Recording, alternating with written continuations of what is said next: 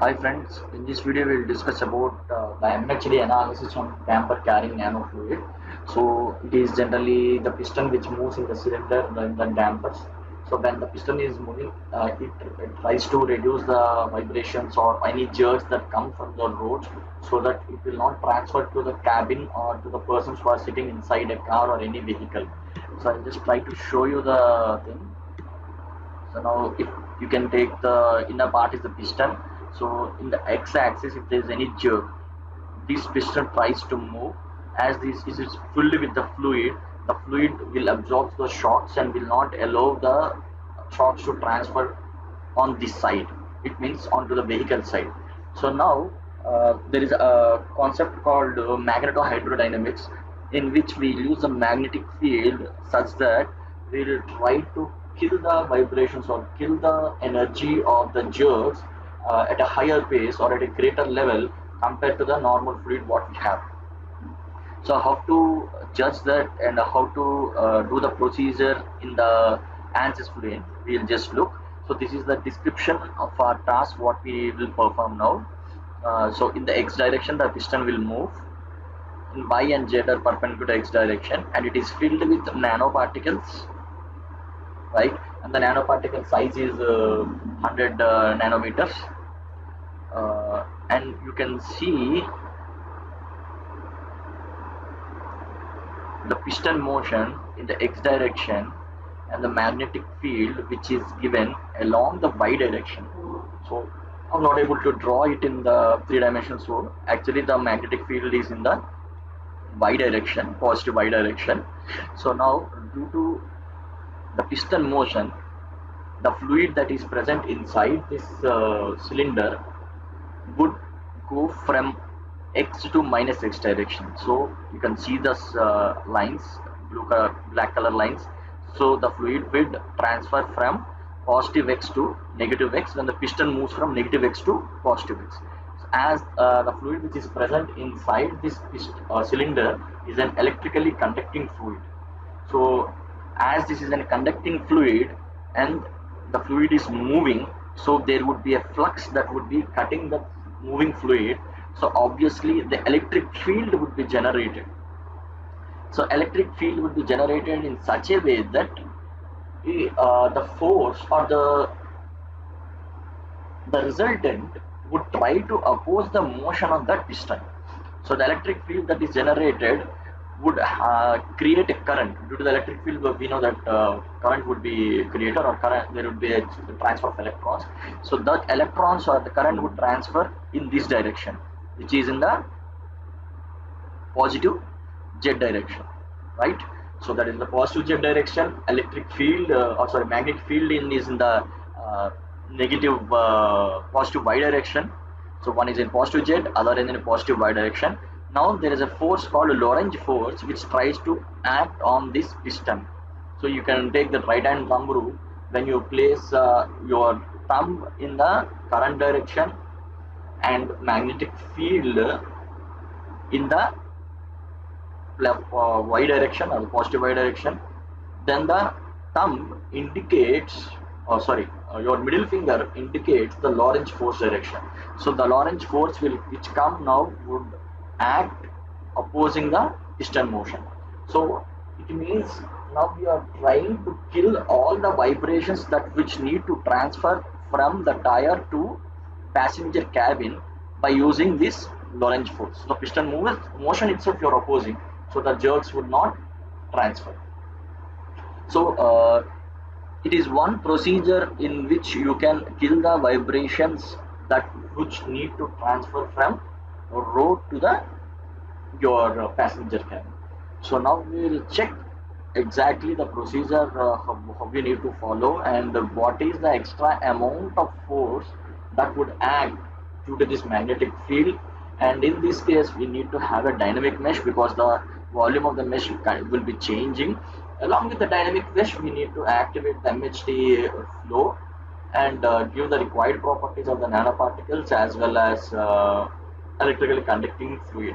The presence of the nanoparticles is so simple because nanoparticles I have selected here is the aluminum, which has very good thermal conductivity as well as electrical conductivity. So due to the electrical conductivity, the amount of current that is generated would be higher compared to a normal conducting fluid, and it will create a much more amount of Lorentz force, and so it tries to kill more amount of vibrations. So we'll just go into the fluent and we'll look over this case, how we need to set up the case and how we need to run. So this is a model with the patch confirming activated as well as proximity with 3 cells in between the gaps. And in general, we need to go for a transient setup. And in the models, have activated a multi-phase mixture model. And after activating the mixture model, you just need to go into the materials. And in the materials, click on the materials tab, go to create edit. In the fluid database, you need to go for material type fluid, in which you need to select aluminum as well as water liquid. Both would be in this tab only. Click on copy and select close. Right, so the fluid materials will get aluminum solid as well as water liquid. So now get into the phases, select phase 1 primary and with water liquid as a phase material. The secondary, aluminum solid as a phase material. So this is the nanoparticle volume or nanoparticle material what we have selected. So with the diameter of this given value and a granular viscosity and the granular temperature, solid pressure, all those with the default settings. And the significance of each and every property is already discussed in the previous video, so in our channel, so you can just refer to that. So in two-phase nanofluid channel, two-phase nanofluid video, you can see all the properties description and the significance. So let's just go to the phase interactions. So in the drag, you can have a scalar Norman model, and in the collisions, so if there is any collision between two particles or two solid materials, here aluminum, so that coefficient of restitution between phase 2 and phase 2, so it is 0.9. And in the slip velocity between phase 2 and phase 1, so that is using a Manhattan model. Mass transfer, there is no mass transfer because there is no evaporation or condensation. The surface tension between, I also have not selected anything, and the interfacial area I have selected asymmetric. As I was stated before, the significance of each and every quantity you can find in the two-phase nanofluid video what we have in our channel. And the viscosity I have activated realizable K epsilon with scalable wall function. So this is the model with K epsilon activated. Model is realizable and near wall treatment is scalable.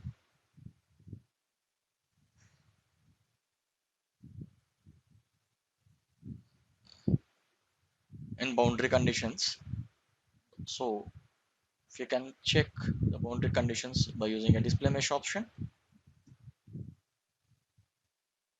the magnetic flux is the outer surface, you can see here. So it is just outer surface is defined as a magnetic flux, and walls on one side, on the other side the close has been defined with walls F and walls S. Piston is the wall that is present inside the magnetic flux. So this is the piston, and you need to go for the dynamic mesh settings. The smoothing on, remeshing on, and the settings is with the spring Laplace boundary layer. And in the remeshing, you can go to, you need to give the values of these minimum length scale, maximum length scale, and maximum cell skewness and maximum phase skewness. By checking on the mesh scale info, you can just copy paste all these values corresponding to the tabular, and you can click on OK. And after that, you just go to create edit and select this fluid to solid one as your deforming, create, and this piston as a motion. And this motion, X motion, is defined using a simple profile. I'll just show it for you. So now you can see the profile what I have mentioned. with the X motion, 2 points, where the first point is at the 0 time or 0 seconds time, and the next one is 1 second. So the velocity at 0 second is 1 meter per second, and at the 1 second is also 1 meter per second. So this is just profile what we have given to the piston.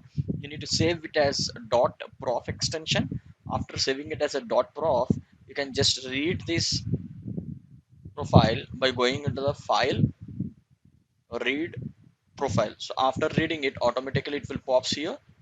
So you can just use that X motion, and this is the center of gravity of location which you need to mention. Center of gravity, you can find it from the space climb file or design modeler, where the piston is exactly situated. So this depends on the geometry what you have designed or model. So that center of gravity location you need to mention. And the meshing option, I have selected adjacent cell zone with a cell height of 0.002. So this is my cell volume or the cell element size what I have mentioned here, cell height. So this depends on the ANSYS meshing what you select for the meshing element size that you need to give it here, which is just adjacent to the piston. And after that, click on create, close. Already I have created, so I'm just closing it. And then you next go to for defining a MSD module. So go define add-on module. So define, you need to go for model, sorry, and then add-on module. In that you can see the MHD module is 1. So we just need to go to the enter module number, click on 1 and click enter. So on entering, so you'll get the MHD module here activated. But right now I'm not running the MHD module. So I just want to show you the difference between activating the MHD module with the help of this add-on module and getting the effect of magnetic field on the current carrying conductor or electrical conductor, like fluid what we have used in the right now. In our tutorial we're using water fluid. We can use different other electrically conducting fluids also, and in the nanoparticles place we are using aluminum or aluminum oxide with the given properties mentioned. So without activating the MSD module, I just try to run this calculation, and I'll just show you the report file where the value of the force that is acting on the piston is. First we need to run this. I'll just run it. So now we'll go to force reports and click on piston and select the direction X as 1. So we need to know the force that has been acting on the piston in the direction X. So I'll just click on print. So now you can see here the total net force that has been acting on the piston including pressure and viscous is minus 64.34615. So it does mean that there is a negative force or a force that is acting in the reverse direction opposite to velocity. Obviously it is due to the water or the liquid that is being pushed out of the space into the other point. So as shown in the main figure, you can see the fluid that is being pressurized and sent into this way from this side of that hydraulic damper would create a force in the opposite direction. Now we will run the simulation with MHD module on. I'll create enable MHD. So just remember what we are the procedure what we are following here. First we need to initialize MHD. Next go to boundary condition. So this is the cell zone condition, I mean the entire volume. Yes, that is a cell zone, and it's a type of fluid. Yes, it's fluid. And the magnetic flux, I'm giving it as a conducting wall, and the walls as conducting, piston as conducting, and wall F is also conducting with the aluminum as a material. So and the external field, I'm mentioning it as a DC field with B naught y direction. I've already mentioned that is in the y direction. It is 10 Tesla what I'm giving. So as I'm giving 10 Tesla, and I'll just try to apply external field onto this. I want to apply the 10 Tesla. Click on apply, close, and click on OK.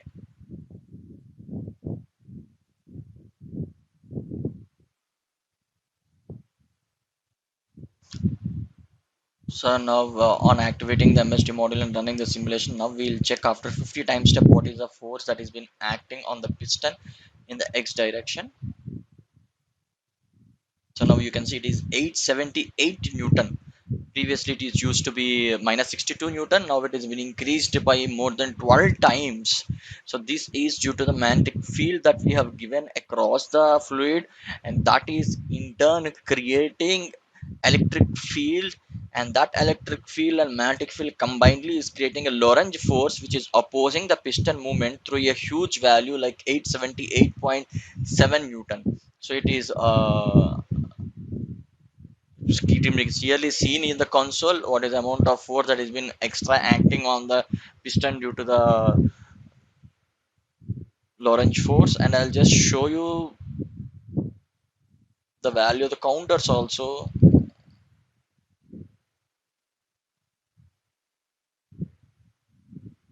Maybe we can check out for the user defined memory, like what is the magnitude of B.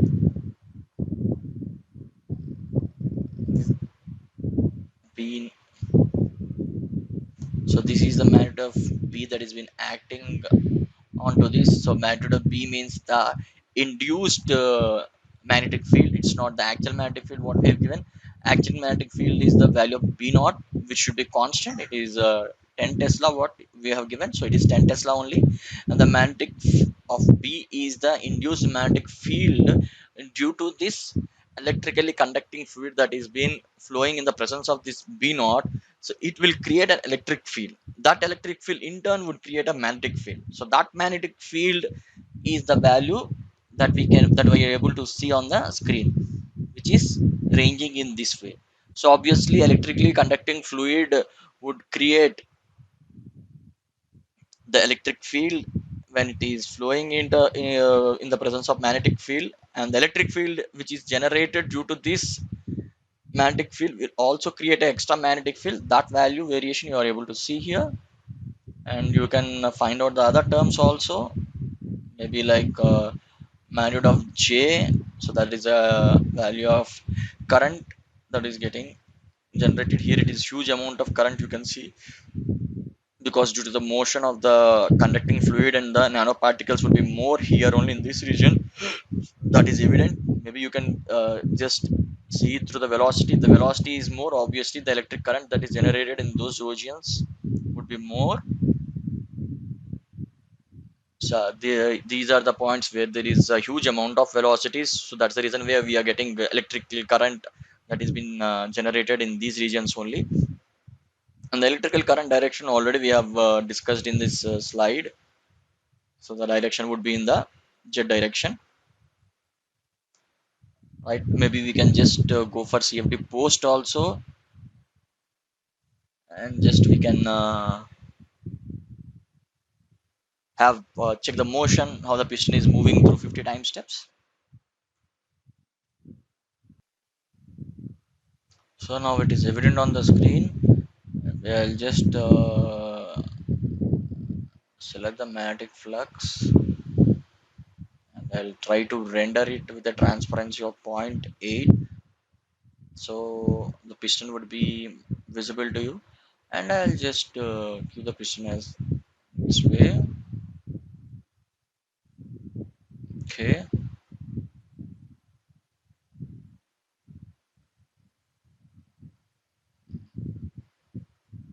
select the first time step.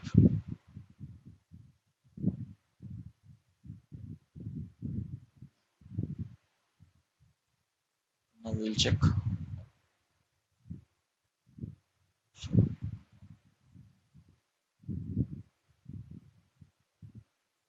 So you can see the piston is moving.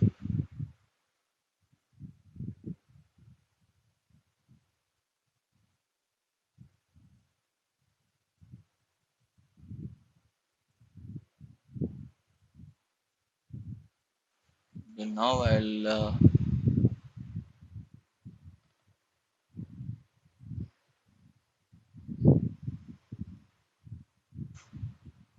just create a counter which indicates the flux.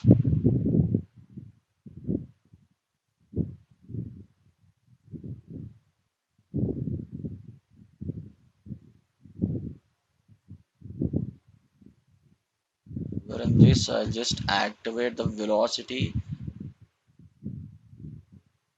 maybe present the magnetic field. So this is the magnetic field that is been we are getting due to the motion of the piston. You can render it this also, the transparency 0.8, so the piston inside piston will also be visible to you. So these are the magnetic field counters that we are getting due to the motion of the piston. To go for XY plane, apply the counters, global, uncheck the plane, apply. We can render this with transparency of 0.1, apply. So now you can see the velocity and how the velocities are varying. Also you can just have a look here.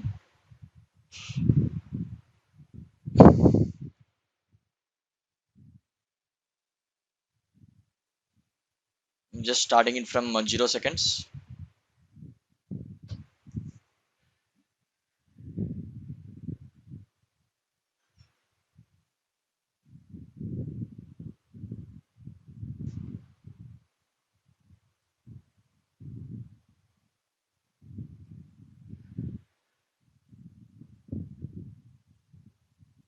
So now you can see the piston is moving and the velocity is also getting varied along the walls and in the gaps too.